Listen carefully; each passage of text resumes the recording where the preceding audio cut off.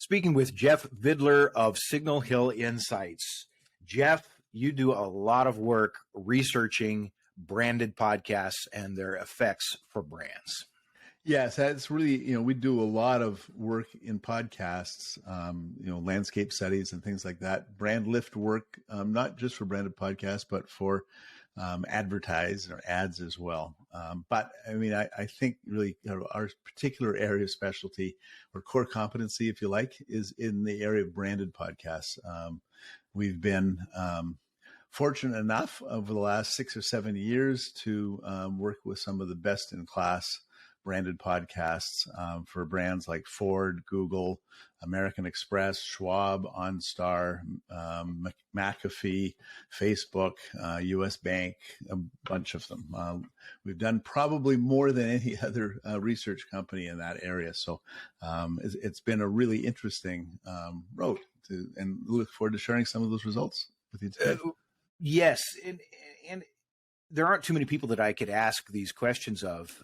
You've done enough brand lift studies that you have some actual norms or averages for some of these questions that get asked across multiple studies. And you've based what you're about to show us today on, looks like over 24 studies, depending on the question, but exactly what the number it is. But that's a significant sample to have some benchmarks. I would imagine that if you are presenting to a brand about their results, that brand would love to be above these benchmarks. Absolutely. Absolutely. That would be a home run. We do the brand list studies for branded podcasts a few different ways, but what I'm going to show you are the results from what we call controlled exposure studies. Where we have pre-screened podcast listeners who would be interested in the kind of content that branded podcast is delivering. And we recruit them from nationally representative samples, pre-screened podcast listeners. And we divide the sample in two. Half that sample listens to a full podcast. And we ask a bunch of questions about how they feel about the podcast, but also about the brand in the podcast as well. And then the control sample gets the same questions about the brand, but obviously doesn't hear the podcast. So it gives us a chance, totally match samples, to be able to compare the impact of a single exposure of playing a branded podcast and what that seems to do and deliver for the brand. With branded podcasts, and we'll talk about this as we look at a few of these slides and graphs, the measurement that we recommend also, the KPIs vary for every brand, but we recommend that they look at things like brand lift and certainly not reach and CPM. No. Your purpose in researching this for branded podcasts and the brands that create them is to find out not whether you are successful with that podcast in getting reach. We can get those statistics, that data online. We're looking at what impact do these podcasts have on those who do listen. That's right. And really there's two parts to it. We'll focus on the brand lift side of it and what I'll share with you today. But we also ask a series of questions about the content itself and have benchmarks for that as well in terms of appeal and the audience development metrics, diagnostics around appeal as well. But then we get into the brand stuff. It's important. Obviously, the content's got to be good. And it's about engagement, as you say, not reach. It's got to be, we're really looking for podcasts that people really love, where we get that high passion score. Yeah. All right. So the first slide, the first graph that you've prepared for us is these are all good. This one is about brand recall. Tell us what we're looking at there. So, what we're seeing here is, on the left, you see unaided recall, and on the right beside that is aided recall. So again, after they've heard the podcast, after we've asked questions about the content itself, we then say, so do you recall the brand that's responsible for making this podcast? And these are the results that we get on a benchmark basis. And what's really interesting is, as I said earlier, we do brand lift studies for ads as well. These benchmarks are actually a little bit 4 or 5 points higher than what we would typically see for a 30 or 60 second ad. And the podcasts that we do, virtually all of them are ones that we may have 2 or 3 brand mentions, but really just as a, this is such and such a podcast for so and so, and Yeah. that's all they will say. But I'm surprised to hear that. And I thought I was fully prepared for you to say that this was a few points, excuse me, that this was a few points lower than what you would see in an ad. Because let's think for a moment about the difference between a 30 or 60-second ad that is really trying to hit people between the eyes with the identity of the sponsor so that people will take action in making a purchase or otherwise with that sponsor.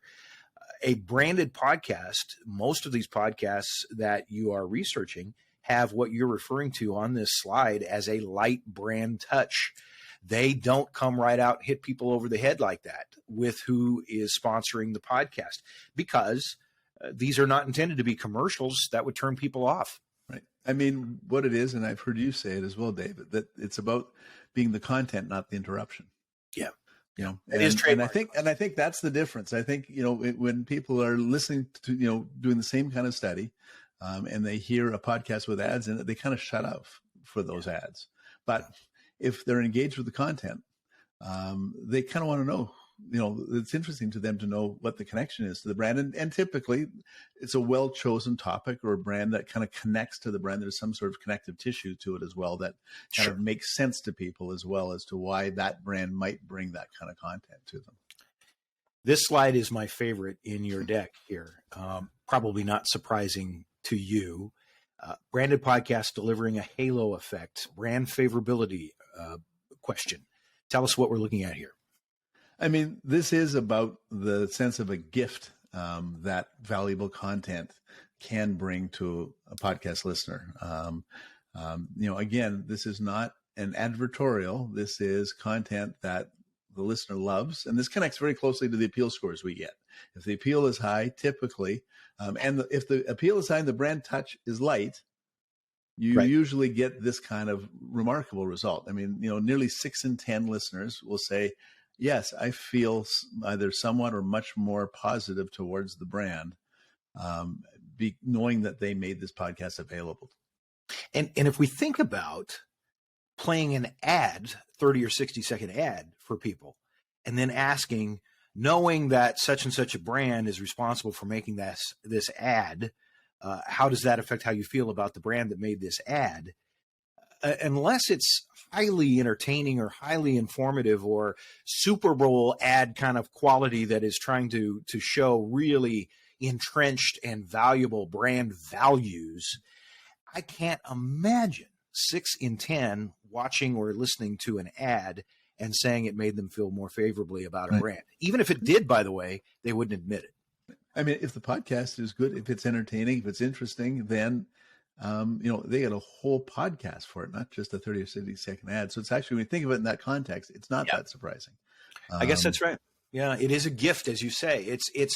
And for a brand, it's a choice of, do you want to be a generous brand that gives your customers and your prospective customers something of quality and of value, as opposed to, back to that being the content, not the interruption, as opposed to being a toll taker on the highway that says, I know you want to get to what's behind me here, but first you've got to watch my ad, pay the toll.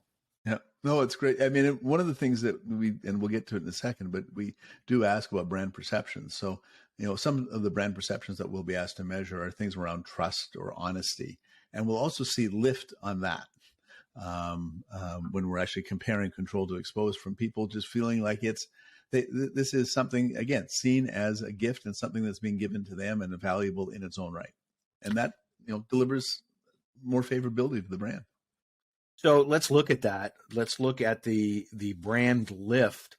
You're saying 19% lift, or 8 points, is a benchmark average of a lot of these studies. What does that mean? So, I mean, it's really a reflection of what we saw in the previous slide. People say that, yes, that makes me feel more favorable towards the brand. What you're seeing here is you're seeing it in the flesh, if you like. On the left, you're seeing what the control sample, matching control sample, their, top 2 box, excellent, very good type of rating is for that particular brand on average. and the exposed sample, same kind of sample, but they've heard the podcast. They give 19% higher top 2 box score on brand favorability. So it's this is kind of the proof in the pudding. It's not just, oh yeah, people say that makes them more favorable. Does it really? Well, this kind of shows that, yeah, on average it does. Now, not every study that we do will show that. Some shows greater lift, some show almost no lift, and it really can depend on the podcast itself and how it's delivered. And again, sometimes that light brand touch makes all the difference. Yeah, I was going to say, could you theorize at all or draw any connections between the ones that don't perform as well versus the ones maybe we should focus more on the ones that do? Yeah. I mean, it sometimes depends on the brand itself, to be fair. There are some brands that just have already very high favorability, and you're not necessarily going to move the needle there. But there are some brands that have, or brands that don't have, aren't really that well established. You'll see lift on awareness maybe, but you won't see it so much on favorability. So it depends on the brand a little bit, but it also depends, again, on just how effective the podcast is at delivering something of value, and that makes people go, yeah, I like that, and I like this brand. So this next slide is getting into the nitty gritty of the results on a podcast by podcast basis, and yet you're able to draw some averages here. I think it bears repeating that the key performance indicators, the KPIs for every branded podcast, are different and should be different. Absolutely. Yeah. Yeah. It's not about CPM or reach, of course, but branded podcasts can have a profound impact on the people who do listen. And every brand wants to be known for different things. Every brand has goals that involve that, not just overall brand recall, but which brand do you think of for this, or which brand do you know for that, or what, or as you have here, agree disagrees on positive perceptions of brands. Right. And I mean, again, this is actually not a benchmark as such, because every brand has their own specific brand perceptions, or their specific reasons for doing the podcast, what their objectives are. And really, so we will, ask questions that relate to the, sort of general brand pillars, if you like, and why did they do the podcast? Where are they looking to move the needle? And what you see here, this is just I didn't make any effort here to pull one that was really good or one that was really bad. This is a pretty typical one, debranded, but you can see that, there was significant lift on most of those brand statements, which were reflections of brand perceptions in some cases. And often we see, again, kind of a mark of success is the one on the left, the one that has the highest lift, is typically the one that connects to the objectives for the podcast. What the podcast was trying to do, the connection was trying to make with the content it was providing. And that's what you're seeing in this one. There's an example there that the higher lift is on that one on the left, and that it was in fact a reflection of not so much just the general brand pillars, but the actual, brand perception they were looking to move the needle on.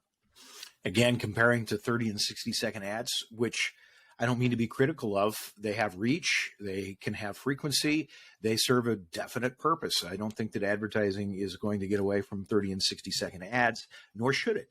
But imagine a 30-second or a 60-second ad moving the needle on all of these perceptions of a brand. It's just impossible. Right. Absolutely. It doesn't happen. No. And I think it's also interesting that the percentage of people on all but one of these bar graphs, the percentage of people who strongly agree is larger than the percentage of people who somewhat agree. And of course, your analysis is going to be based mostly on whether they agree or not to some degree. But that shows that there's some real passion about some of these brand perceptions that they strongly agree. Right. We do look to see, are you moving the needle overall, or are you also moving it in the sense that people feel very strongly about that? And that's obviously another good measure. So we do look at what's the brand lift on the top two box, if you like, but also among the passion they feel for the brand. What would be, without giving away any secrets here, can you think of any sorts of attributes that are commonly asked about in this series of questions that we're looking at here? I mean, the brand is an innovator, and that, it's often that's part of what the podcast is trying to achieve, is trying to show the brand as being an innovator, that it's a thought leader. Again, very typical of some of the objectives for doing the podcast itself. But then, often the other ones are sort of the kind of, table stakes brand perceptions. They want to know that it's also connecting on that level as well, right? That it is doing what the brand's supposed to do. It's not, taking people in a left turn necessarily, right? That, that there is some lift or that, it's certainly not going the opposite direction, which, I mean, we don't see it really typically ever, but. And do some of these also typically get at relationship type issues, such as whether the brand cares about me, that sort of thing? Yeah, absolutely. That's very common as well. Is the brand trustworthy? I think we referred to that earlier, is a very common one as well, and one that often moves the needle too. The ones that don't necessarily move the needle are more of the kind of practical, pragmatic things that you might have in a podcast ad that went through features and benefits. Yeah. Right. Yeah. Right. Yeah. It makes sense. All right. So, best advice to a brand that's considering a branded podcast, and I'm not asking you to sell branded podcasts. That's my job. But what goals do you think are realistic for them to have if they do this? Branded podcasts aren't for everyone, but who are they for? I mean, they are for your target audience. I think that has to be part of what you consider, is what is going to attract the audience either we have now, or our consumers that we have now, or the ones we would like to get. And we have seen, and we've worked with some brands that are really trying to pivot themselves from serving one type of an audience to another, and actually using the branded podcast to develop a relationship and a connection to that new audience. One example is Dell Technologies. Dell was the computer that everybody bought 25 years ago online, and they needed to, they wanted to change their perception to be Dell Technologies, which is kind of taking the same pivot that IBM made years before, make themselves more management consultants. And so having Walter Isaacson as the host of a podcast that talked about technological disruption, called Trailblazers, has been a successful podcast, but it's really helped Dell Technologies kind of refocus what people think of. Something like that coming from Dell Technologies, it doesn't really connect necessarily with that computer you bought online 20 years ago that is now somewhere in the garage in the upper shelf. Oh, it's long gone from there. Yeah. Yeah. Okay, Jeff, thank you so much for your time, and thanks for sharing some of your expertise. This is really valuable information, and whether the folks who see this end up working with you or me or anyone, but I think it's good to get this out there. It's good for the industry to see this because it's valuable stuff. Thank you. Thank you very much, Dave. It's been a pleasure.